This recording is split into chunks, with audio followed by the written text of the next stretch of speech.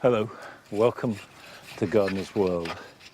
I'm just hoeing the weeds from this cut flower bed, and I sowed it with seeds of hardy annuals about 4 weeks ago, and they've germinated quite well, but I want to thin them.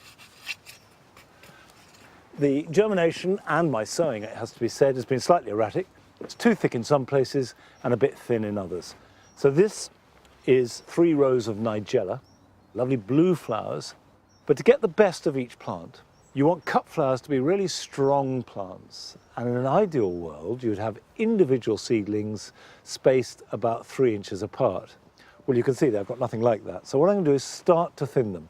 Not too dramatically, but just reach in and just pull out from the side of the row. Don't try and thin them down to exact spacing. I just want to reduce the width of the rows, if possible, to a single seedling.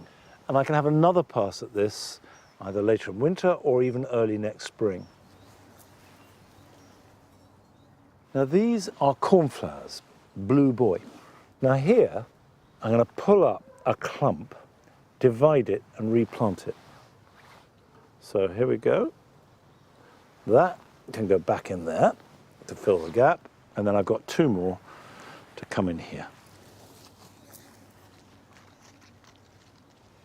Now a bit of judicious thinning and transplanting will set these up. They're not going to grow much more this winter, but next spring they'll be here ready to burst away when the days get longer and warmer and give us cut flowers about a month or so ahead of those that we sow in spring.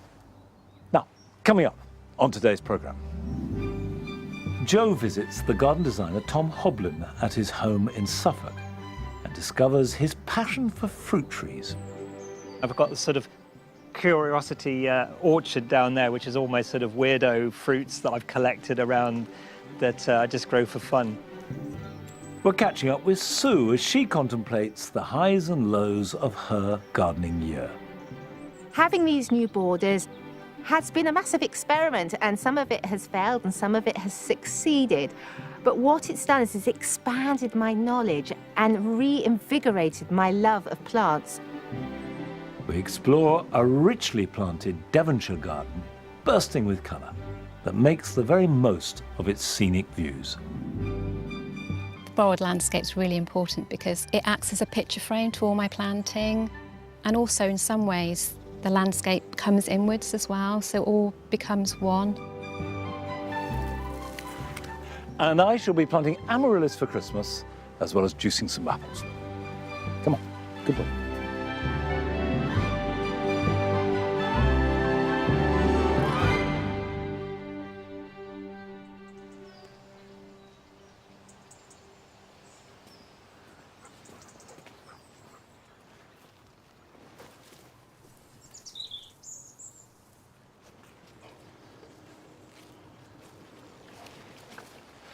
Although the garden is distinctly thinning out at this time of year, and by the end of October all the summer flowers have more or less finished, that comes with a real advantage because it creates spaces. And in those spaces you can plant. And it's a very good time of year, probably the best time of year, to plant any woody plant, trees or shrubs of any description. And that's because the soil is still warm, so it'll have a good month of the roots getting established and growing without any demands from the foliage or flowers.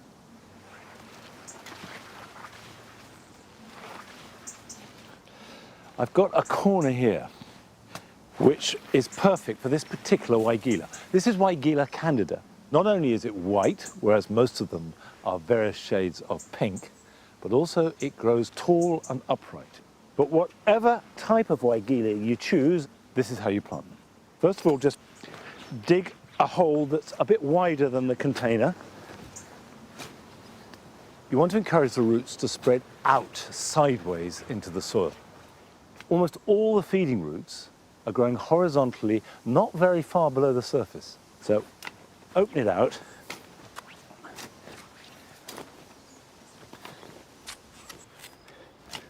A nice loose root run. Now, what they like is light shade. They do need reasonable drainage, but other than that, They're really robust and reliable plants. Now, when you take it out the pot,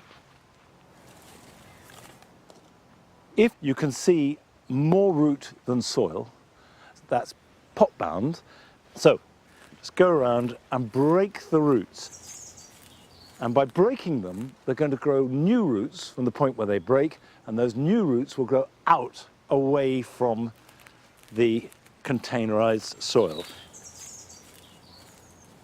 So that's good enough for that. And then set it so that the surface of the soil in the pot is slightly above the ground level. When you plant any woody plant, it wants to be on a slight mound, so you're creating almost a little cone around the roots. If you plant it in a saucer, water will collect and it will sit in water.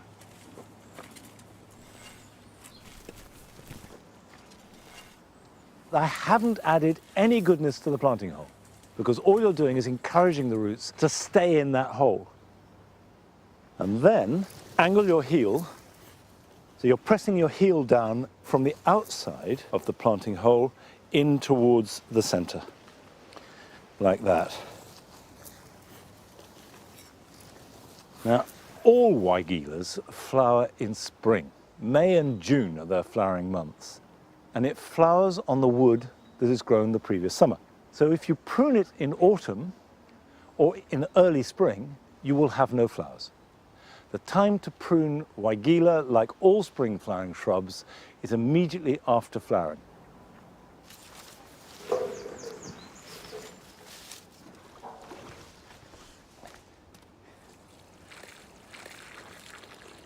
Be generous with the water.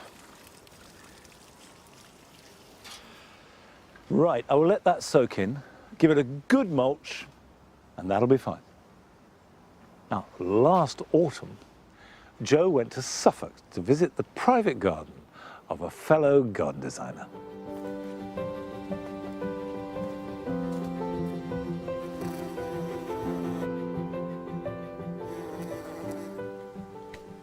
I've known award-winning garden designer Tom Hoblin for many years, and it's always great to catch up with him at Chelsea and see his latest designs. So when he invited me to see his own garden here in Bury St Edmunds, I didn't have to think twice. And it turns out he's not just a great designer, but also a very passionate fruit and veg grower too, and has a wonderful kitchen garden.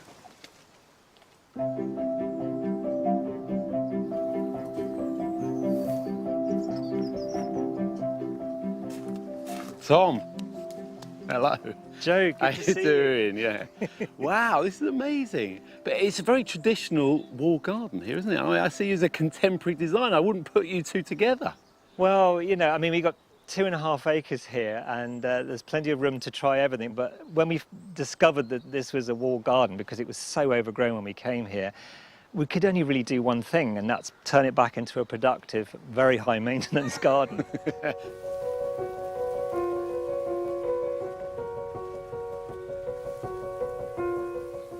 This is the west-facing walls. We've got all the cordon apples and cordon pears here. I've got this fantastic arbour, which is actually a wedding present that we used to grow the espalier pears on, and this year I'm growing ornamentals. Great wedding present. I know. This is the legume bed.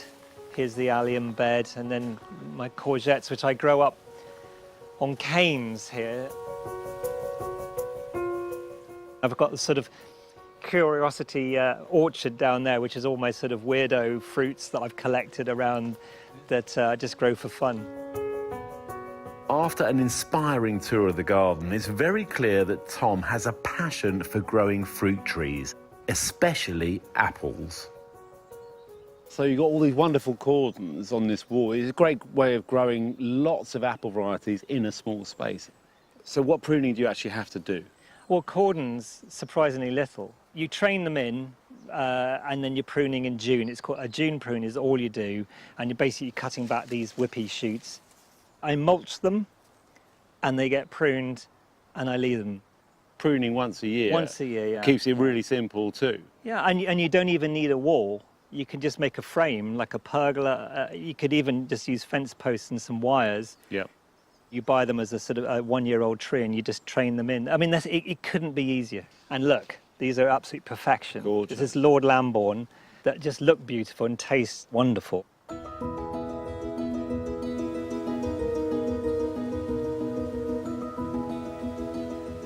Honestly, Tom, I didn't have a clue that you were so into your fruit and veg, and, well, especially apples.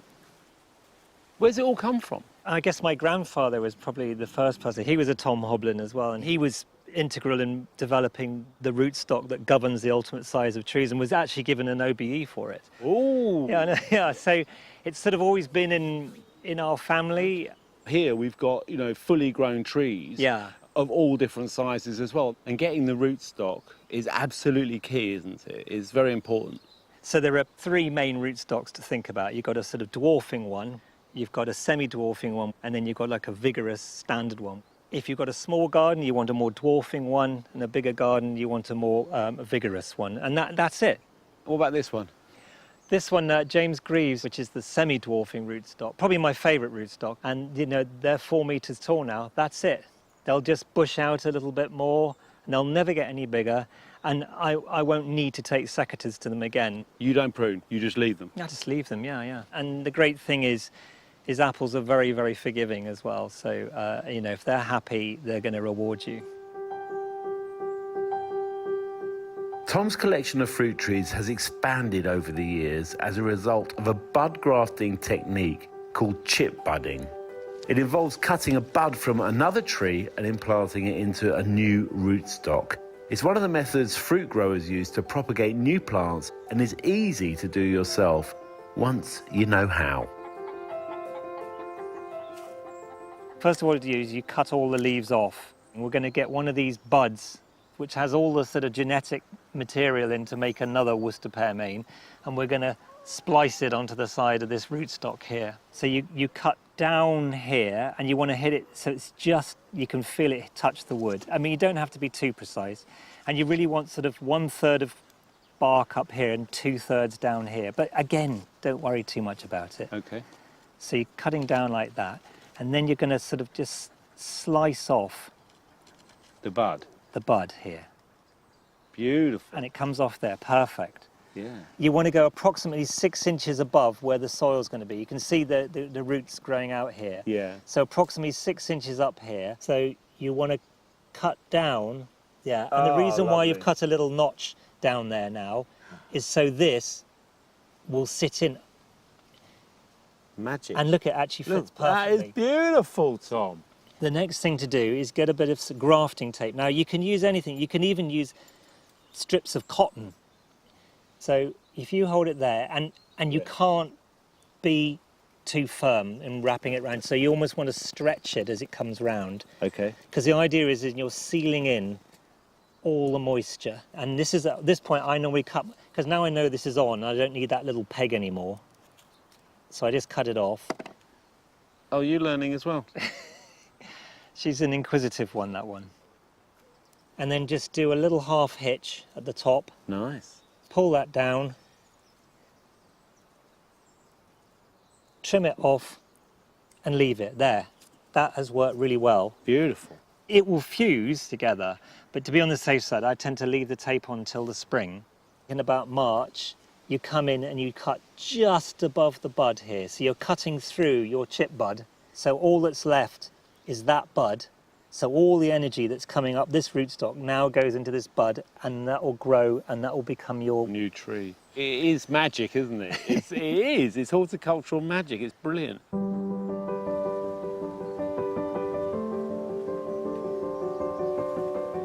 It's been so interesting coming and visiting Tom in his own garden. But he's kept it really simple. He hasn't complicated anything. And he keeps those processes simple too. And whether you've got a large garden or a small garden, it's just so inspiring, the whole space. It's beautiful. And it just makes me want to go home and plant some apple trees, get the right rootstock, but get them in the ground.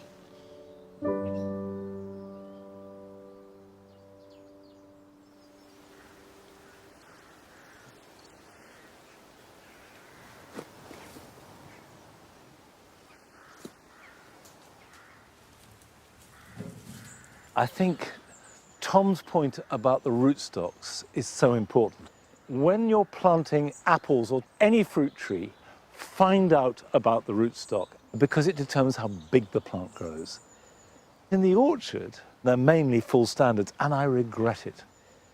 And I regret it not because they're not nice trees, they're beautiful, but because most of the apples are out of reach. It means that they fall to the ground. And this year, where we had a lot of wind and rain throughout September, hundreds of apples have been bashed to the ground before we can pick them. And once they hit the ground, you can't store them. Now, you can eat them, and you can juice them, and I'll be doing that later. But the one thing I would say to you is just find out about rootstocks, work out what you want, and then make sure you've got the right rootstock as well as the right variety.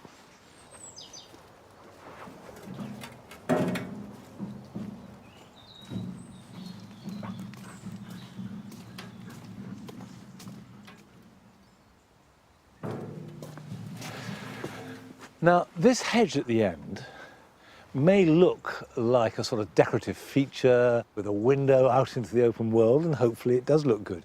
But actually, it was planted for a reason, and that reason was to hide something.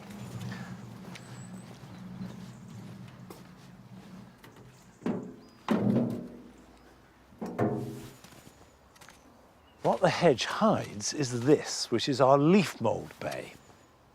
And this is where we bring all our fallen leaves when we gather them up towards the end of this month and in November. We mow them first, and that makes the leaves decompose much quicker, but it's still a slow process. So it sits here fully for a year before it's ready to be used. A leaf mould bay differs from a compost heap in that the action that breaks down the leaves is fungal rather than the bacterial. So you don't need to turn it, just make sure it's damp, leave it alone, and the fungus will get to work. And a year later, we'll have reduced it to this lovely material, which has such good use in the garden. And if you haven't got room for a leaf mould bay, you can make leaf mould in old compost bags, make holes in the bottom, just put them in, make sure the leaves are nice and wet, turn them over, stick them behind a shed, forget about them for a year. And we use it as part of our potting compost.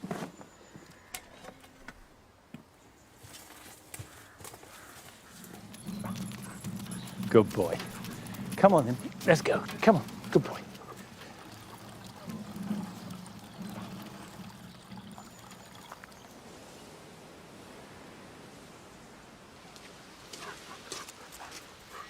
This barrow load is going to be perfect for mulching these beds on the mound. If I was to use this for potting compost, I'd sieve it. But for mulch, there's no need to do that. You can put it on as it is. And this is perfect for woodland plants. Mulch is doing all the things at this time of year that it does in spring. It's suppressing weeds, it's keeping in moisture. But with leaf mould, really importantly, it's improving the soil structure. It doesn't have the same nutrition as compost, but actually that doesn't matter. That's not so desperately important. Now, the mulch works into the soil through earthworms. Worms will do everything for you. Just lay it on the surface, be generous. Better to do a small area thickly.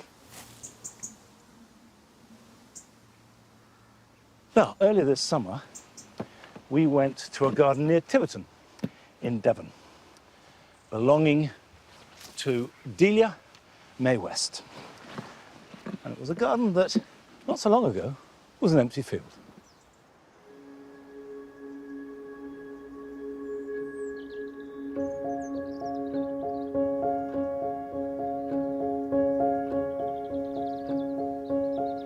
I love this time of year because the dahlias are all in flower. I love the way the light changes through the day and the hedgerows become full of blackberries and rose hips. And I just love the stillness. There's a stillness to the air and the day.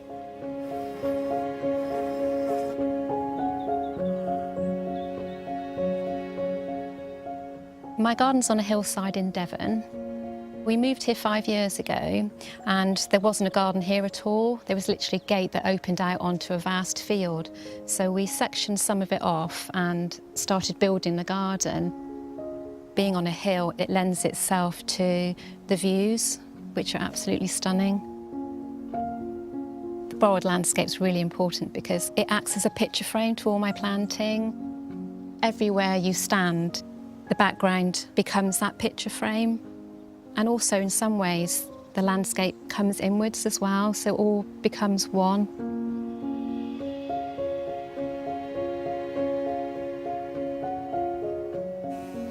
Dahlias are one of my favourite flowers, and I just love them because of their structures, their colours. I love the bees on the dahlias because at night time they tuck themselves up inside. They actually become like sleeping pillows for them. Oh my gosh, I've lost count of how many dahlias I've got. I must have,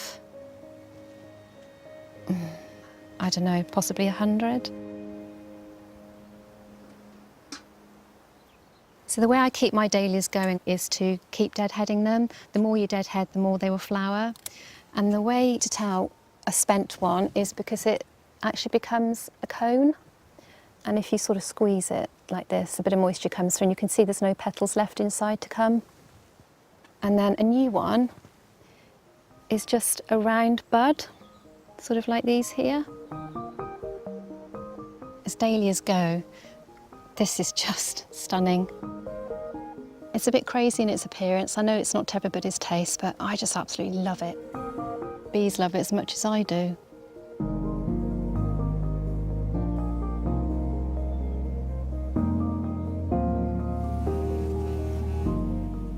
So being here in all weathers, it's absolutely lovely, but when the sun comes out, it attracts all the bees and the butterflies, and you can just sit and listen and just be absorbed in the garden.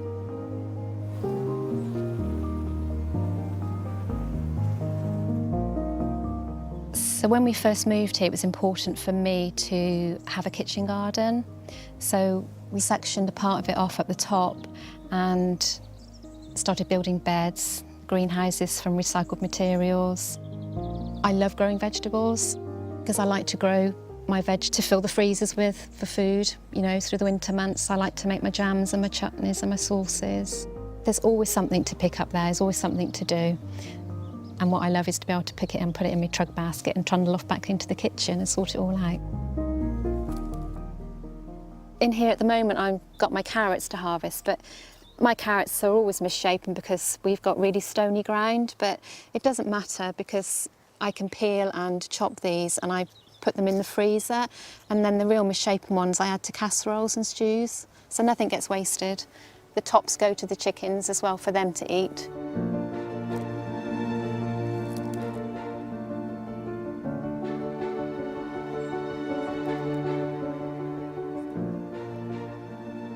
The summer months are my favourite time of the year because it's full of colour. Flowering here along with my dahlias, I've got verbena, echinaceas, lobelia, cocosmia, and I like the fleabane dotted around. Although it's white, it actually sings with the rest of the colours.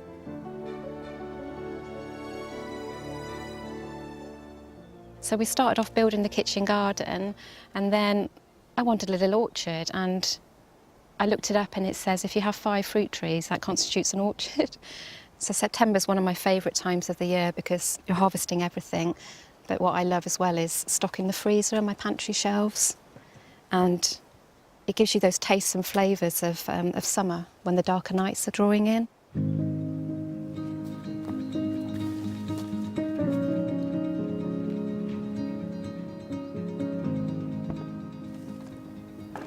The one thing I love to do with the apples at this time of year is to dehydrate them. So I chop both ends off and then I peel them. And then I will slice them, and then I've already made a solution of lemon juice and water and I add them to that, and what it does is it stops them from going brown. And I'll let them stay in there for 10 to 12 minutes, and then I'll shake them off, put them in my dehydrator, and I'll leave it on for about 12 hours. And then you can put them in a jar and they're dehydrated and you can just eat them as a snack all year round. Really sweet. I just feel so incredibly lucky. Gardening to me is everything. It just feeds my soul. To grow things from seed, to watch them flourish, to watch them grow, to see the pollinators come in, to share it with nature is just amazing. It's wonderful.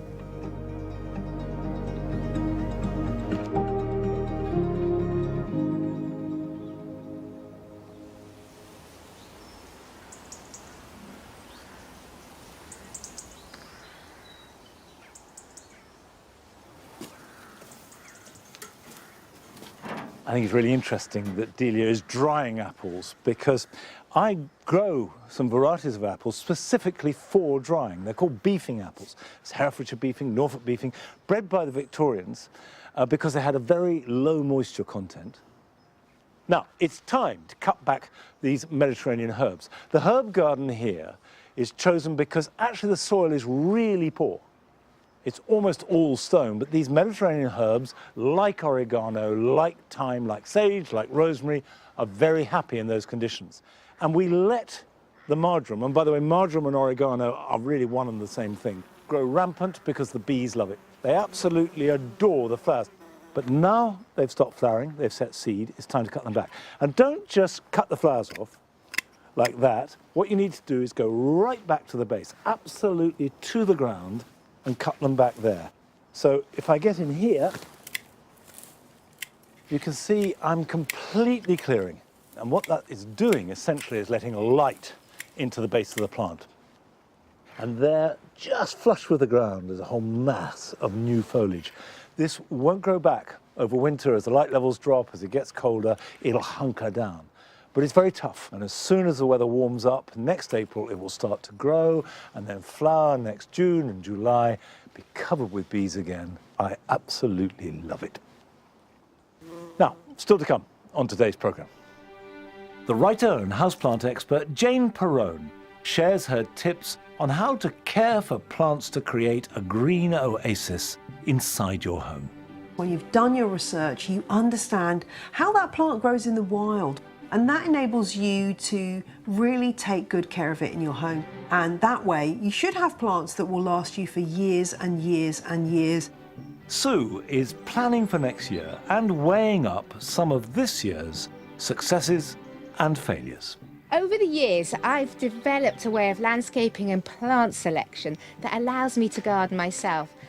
And I got so excited about my new borders that all of that went out the window. But first we're going to visit one of your gardens, and this is in Lewes, in East Sussex. Well, hi everyone, my name is Gavin, and I thought I'd take this opportunity to show you around my collection of miniature trees and show you what I've been growing. We can see that we have a camellia that's looking good, nice trunk on that tree, begin to leaf out and it's looking really good. We have this dawn redwoods that's putting on a load of growth and it's absolutely going berserk. That's going to need a prune real soon. We have a Chinese elm just in here, coming out in leaf, looking really nice. We have a pine tree that's been styled in a really sort of curly-whirly design. You have an English elm just here, a cotoneaster, another English elm, coastal redwoods, a Norway spruce, and another English elm. There are a couple of ways that you style a tree. One is you can wire them, and the other way is to use the clip and grow technique. Allow it to grow and then cut it back. Allow it to grow and then cut it back. And that's how you ultimately create a little bonsai tree. I've been growing bonsai for around about 3 or 4 years, and over that time I've experimented with a wide variety of different species of trees. And what I like to do is collect the seeds from the trees, and hopefully they grow the following spring. So if we just take one at random, let's just take this one. This here is a silver birch, and this is grown on from the seed that I collected from the birch tree. Over time, we can train it, prune it, and style it, maybe even wire it to fit a style that suits us. You can make a bonsai tree out of nearly anything, and this is my sycamore bonsai. So this was a tree that's actually grown up the garden. So one year I decided to dig it out of the ground and I planted the remaining roots into this washing up bowl. Over the last couple of years, I've trained to the top. I've added a little bit of wire just to wire some of the branches out, and the tree has absolutely flourished and grown well. Thank you for joining me today.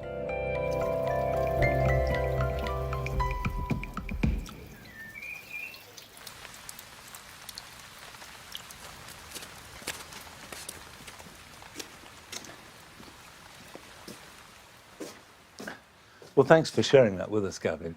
And I love the way you're growing trees from seed. People get frightened of growing trees from seed, somehow feeling it's too big a leap. But actually, it works. You can see it does. And also, if you've got a sycamore or an ash or a holly growing in or near your garden, you're bound to have loads of seedlings popping up. So just dig up one of those when they're tiny, pot them up, and as Gavin has showed us, you're off. Now, it's a good time to be planting amaryllis to flower at Christmas or in the new year. Amaryllis, of course, have these enormous bulbs, a very long stem, and an enormous trumpet of flower. It's an operatic diva that sings out in the middle of winter with this extraordinary flamboyance. Now, when you buy amaryllis, there are two ways of doing it. The first is to buy a kit, and I realise that that's how most people get them and grow them, and kits are really good. I'm a fan. Inside the kit, you get a bulb, you get a pot to grow them in, and you also get a growing medium. Now, this may not look like the normal compost you buy in a bag, but it's just compressed, dehydrated coir. Soak it for about 40 minutes, and this will expand out, become soft, and become a perfect growing medium. There's just one thing to bear in mind. You can see the size of the bulb, and it fits the pot well. But then, if you buy the bulbs separately, either from a garden centre or online, the chances are that they can be much bigger. And look at the difference in size between these two. And when you're growing bulbs of any kind, big is nearly always better. As long as it's really healthy and firm, always go for the biggest bulbs that you can find. And this is about 7 or 8 pounds, whereas a single bulb, loose, this size, is between 10 and 12 pounds, so appreciably more. However, you will get appreciably more flowering. This is a variety called red velvet, but whatever variety you grow, planting them is exactly the same. You need a pot that's not much bigger than the bulb. So I'm going to put a crock in the bottom, and then using the compost, just fill in around it so the roots are in the compost, but 2/3 of the bulb is above it. I'm just firming that in, and then we'll get a little bit more around that. And it doesn't matter terribly what compost you use, as long as it drains well.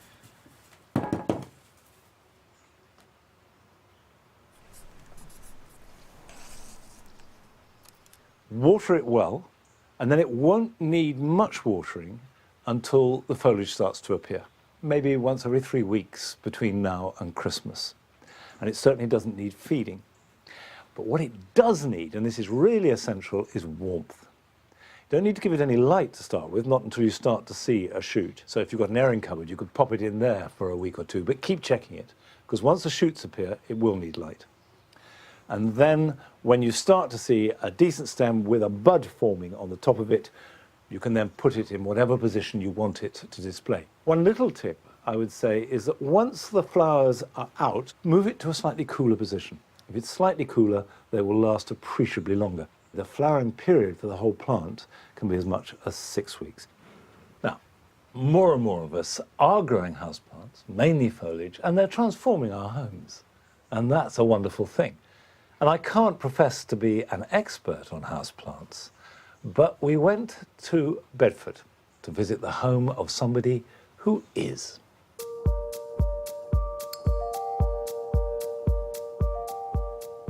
I really can't remember a time when I wasn't growing houseplants. I can't imagine not having them in my life. They are so important to me, and I just get daily joy from looking at them and also sharing them with other people. I'm Jane Perrone, and I am a garden writer and journalist. My nickname at school was Botany, and that's probably because I was sort of spouting Latin names of plants from quite a young age.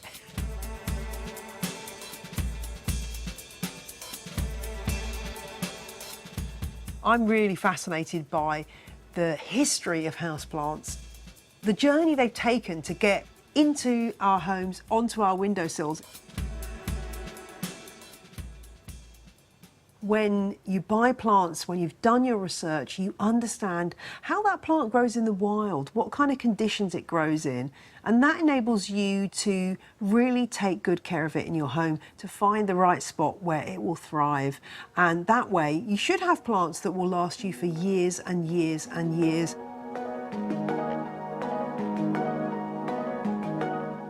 This is the Chinese money plant, Pilea peperomioides. This has been a plant that's become really popular on social media in the last few years, and I think that's because this round leaf photographs beautifully and people love the way the plant looks. And it's a really good house plant because it's very prolific, it produces lots of babies, and it's very easy to reproduce. You can just pluck out one of these baby plants and grow it on. This plant comes from Yunnan province in China, and it tends to grow in quite rocky environments. And that's worth bearing in mind when you're thinking about growing it as a house plant. It likes moisture, but it likes free draining potting mix. So if you grow it in cactus and succulent compost, that's great. Or you can just add some drainage material to regular houseplant compost, and that way you can give it the water it needs without it suffering from root rot. It can take an awful lot of sunlight. It probably doesn't want to be in absolute direct sun in the height of summer, but it will adapt quite well to quite a lot of light. It's also quite amenable to a little bit of shade. So it makes a good houseplant for that reason, because it's adaptable to lots of different conditions and positions in your home.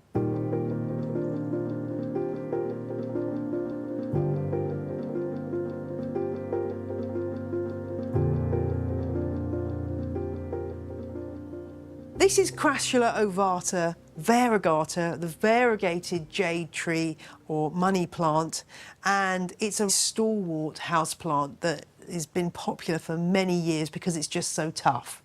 It can cope with life with a little bit more shade than most of the other succulents will tolerate, and it actually grows to the size of a small tree if it's given the space and time. It protects itself by being fragile.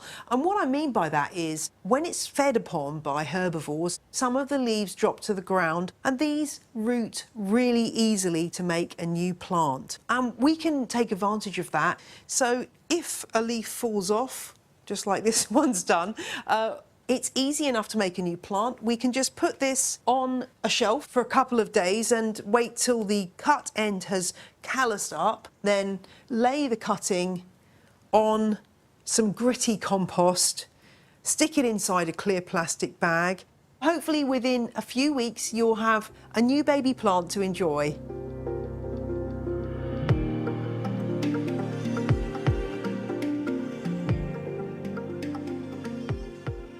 String of pearls, or Curio rolianus, is a beautiful houseplant that gives you this waterfall effect, but it's really not the easiest. I come across lots of people who have killed their plant quite quickly. I myself had a beautiful specimen that I killed. So they really are a challenging plant even for experienced succulent growers.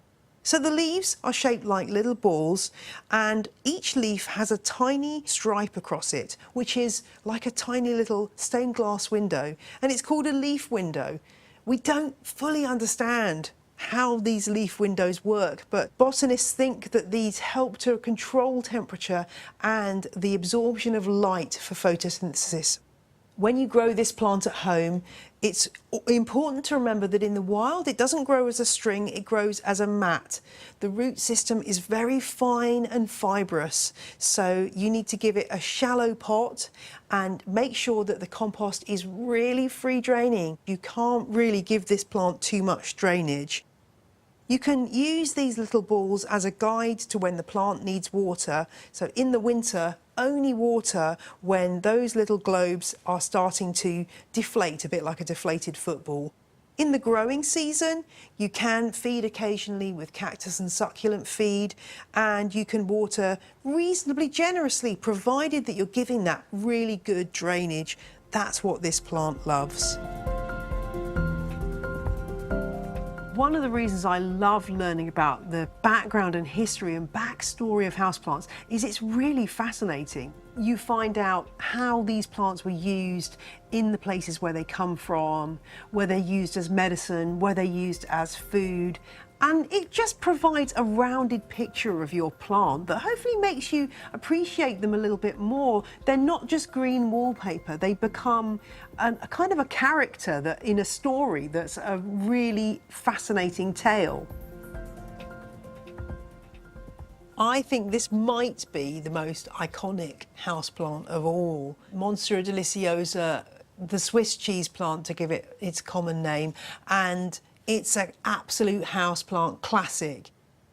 This is a plant that seeks out something to climb. One of the problems that people find with this plant is that it gets to the ceiling and they don't know what to do.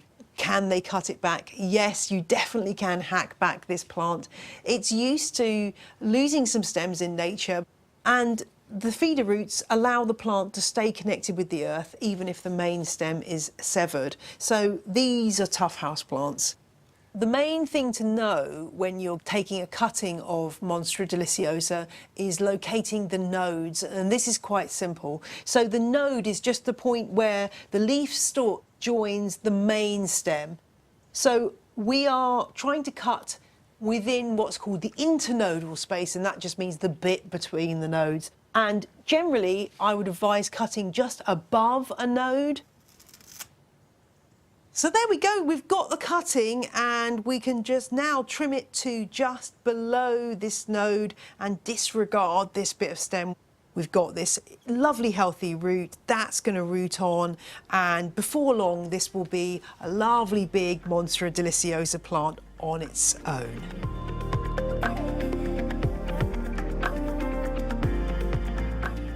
I get so much joy out of my plants.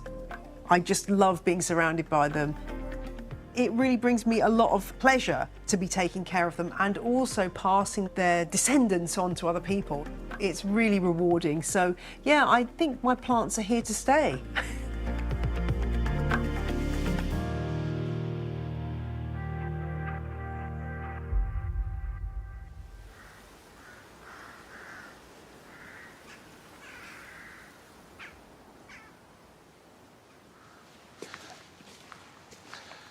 As more and more of us are growing houseplants, it's good to get some expert advice on how to get the best out of them.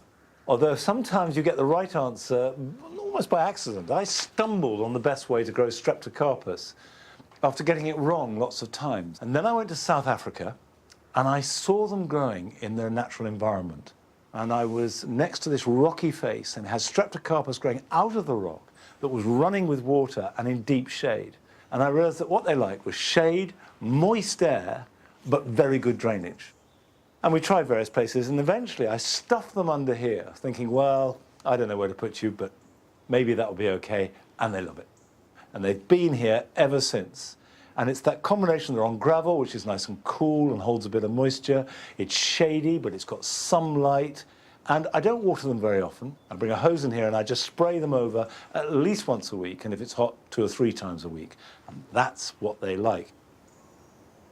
Now, I've been distracted. I didn't mean to talk about Streptocarpus. I was on my way to plant some cabbages. The cabbages I'm going to plant are spring cabbages. In fact, I think of them more as spring greens. Spring cabbage, like Hispy cabbage, or these, which are Durham early, they tend to be pointy. They have this pointy top. Whereas winter cabbages, like Savoys, which have been growing since spring and are ready to harvest now, tend to be round. But if you plant spring cabbages a little bit closer together and pick the greens before it hearts up, you have delicious spring greens somewhere from the end of March through to the middle of May if you plant them now. But to plant them now, you've got to have seedlings. And the truth is, I forgot to sow my spring cabbage, which I should have done by August. So I bought these seedlings, and if you can get some plants like these in plugs, good root system, you can plant them out to the end of this month and they will be ready for harvest next spring. I've spread a layer of compost over the top, and that's important with any brassica. They're quite hungry plants, which is one of the reasons why traditionally you sow brassicas immediately after legumes, because legumes fix nitrogen into the soil and the brassicas can take that up and use it. So these are quite close together, and that's deliberate. If I wanted them to have good, strong hearts, I probably would double the spacing. Now, what I will have to do when I've got these in is create protection against pigeons. It can be very simple. I'll just put some sticks in and drape netting over it, because pigeons in winter descend upon brassicas, particularly young ones like this, and will strip them bare. Other than that, water them in and then pretty much forget about them, and they're really important in that hungry gap between the end of winter and the beginning of the summer harvest in April and May, when the vegetable garden actually is at its barest. Now, last month we went down to Swansea to visit Sue in her garden at home, where she was taking stock of how her summer had fared.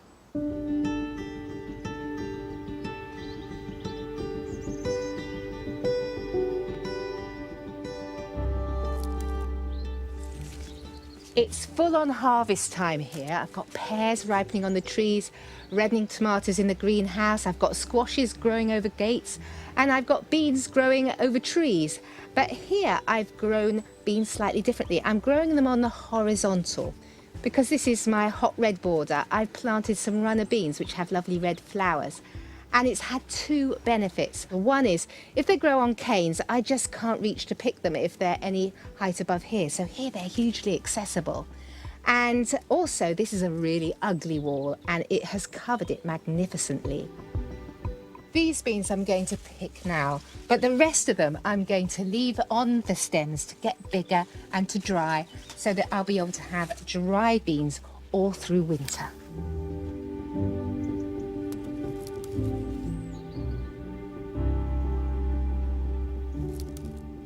When you last saw me, I was busy planting up this border. Now, this is the first of my hot borders, which you see straight away as you come into the garden, so it's got to look good. And I was going for a winey red colour, and I think I've achieved it. I put in some blood grass, and I put that at the back, because I thought it could look after itself, because that would be difficult for me to reach. And then, because I wanted it to look good straight away, I filled the space with cosmos and antirrhinums, and they really have done well. I'm really happy with this. I think this is a success, more than I thought it would be. But there's another area that hasn't been so successful.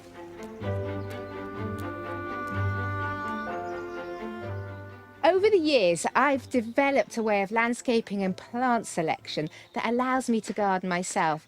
I really am the queen of the narrow borders, and that means I can reach and tend the plants quite easily.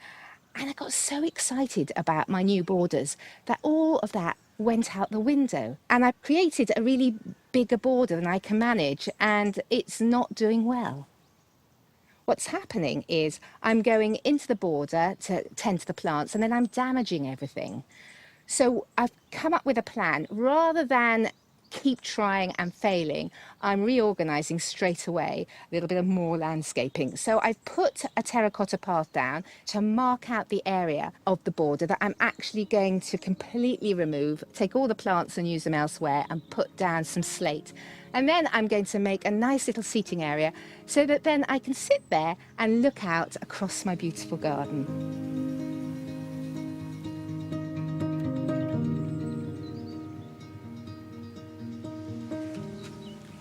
One of the things I've been most impressed with this year is my perennial wallflower bose mauve. And I want to have more of them, so I've taken heel cuttings earlier in the season, and they're ready to plant out. And I took some quite recently, and they're ready to pot on. I put the cuttings around the edge of the pot because it's warmer. Now, I'm going to take them out and give it a pot a bit of a squeeze and then see what's occurring. You can see there's lots of roots where the side of the pot was, so they do like it. Now I'm going to break them up slowly because there's 4 in here. And look, there's a lot of root there, and there's not so much root on this side. So I've got a little bit of soil in the bottom, and I'm going to pop my cutting in. And they like a sort of free draining soil. So it's a mixture of homegrown compost and a bit of manure and a bit of garden grit. And firm it on round. Right, that's 4 new plants ready, and officially they should grow in the ground by September.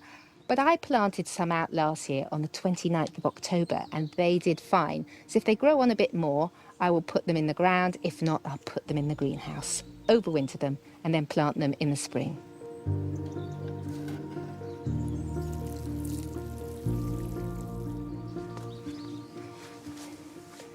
I've got some planting to do, so it's time to put my gloves on.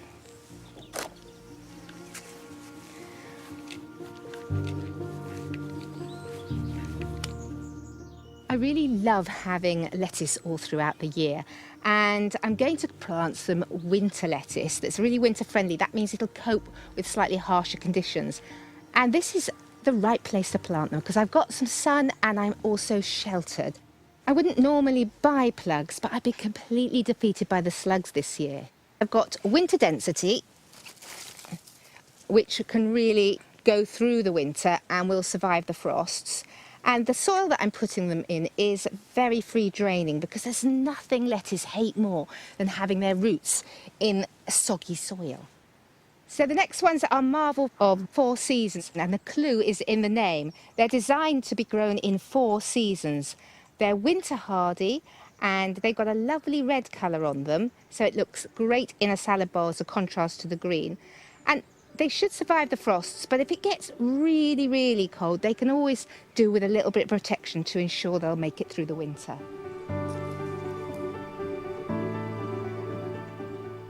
I'm going to sow a few seeds to grow inside the greenhouse, or you can grow them under a cloche or something.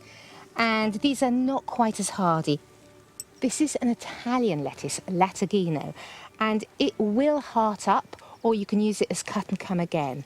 And it's very tasty, and I'm just making a very light drill. With small seeds like lettuce seeds, you want to be careful that the soil is fine, because if they get trapped under a crusty soil, they won't be able to sort of break through and come up. So I'm just tipping a few into the drill, and I'll thin them out when they're successful. I'm going to put these in the greenhouse away from slugs, and if you don't have one, you could just cover it with a tall, clear plastic box in the winter to keep them safe.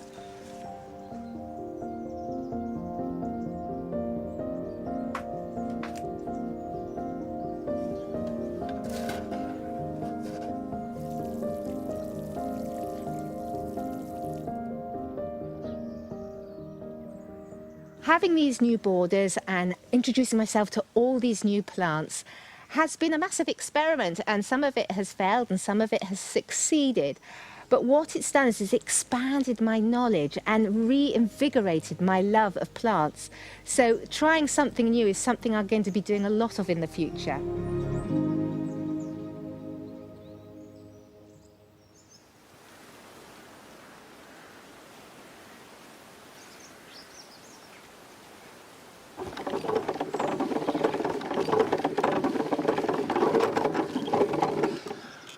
I do agree with Sue's point about experimenting, trying things out. It's really important to get out your comfort zone, to grow plants you've never grown before, and perhaps which you didn't believe could be grown, either in your garden or your part of the country.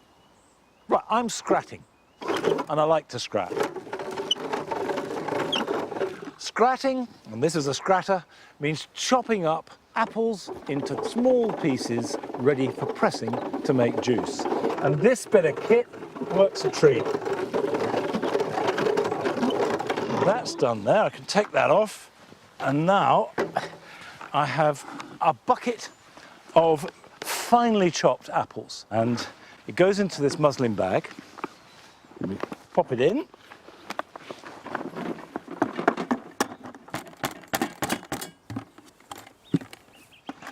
And then the bag gets folded over it.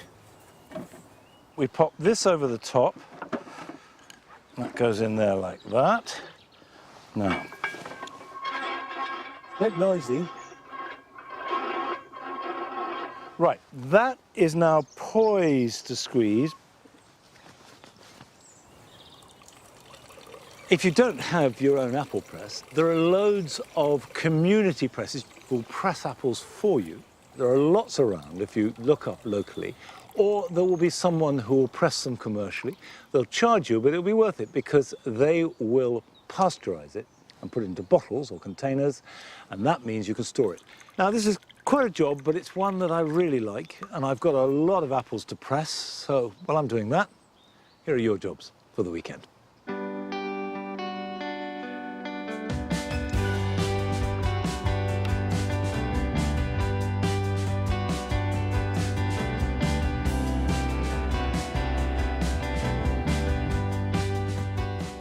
If you plant hyacinth bulbs now, they can flower in the depths of winter, but they must be specially treated bulbs. Normal hyacinths won't flower till spring.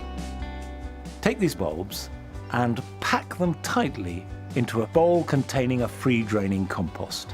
Cover them over so their snouts are just appearing out of the surface of the compost, and then put them somewhere cool and dark for about a month. When they have shoots that are a couple of inches long, bring them out into light, and they will flower a matter of weeks later.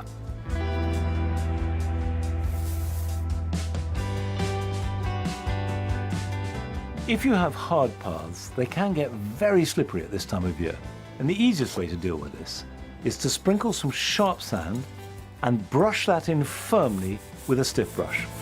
This acts as an abrasive, wearing away the moss and algae and making the path a lot safer to walk on.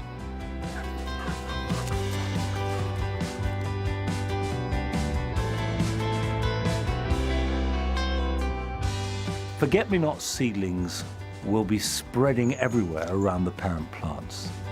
But to get an even display next spring, break up the clumps, store the plants that you keep ready to replant more evenly at a suitable moment.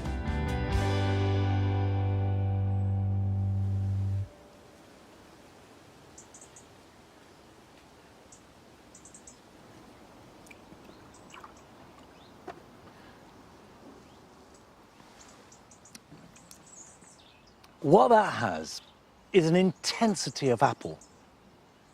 And it won't keep for very long, a couple of days in the fridge, but you can freeze it. And then in the deep months of winter, you can go back, defrost it, and you'll get that intensity all over again. So if you've got apples, celebrate them, use them. And if you haven't got an apple, plant one. Well, that's it for this week. Frances will be with you next Friday at 8 o'clock, and she is going back to Powderham Castle in Devon. And I'll be back here at Longmeadow in a couple of weeks' time. So I'll see you then. Bye-bye.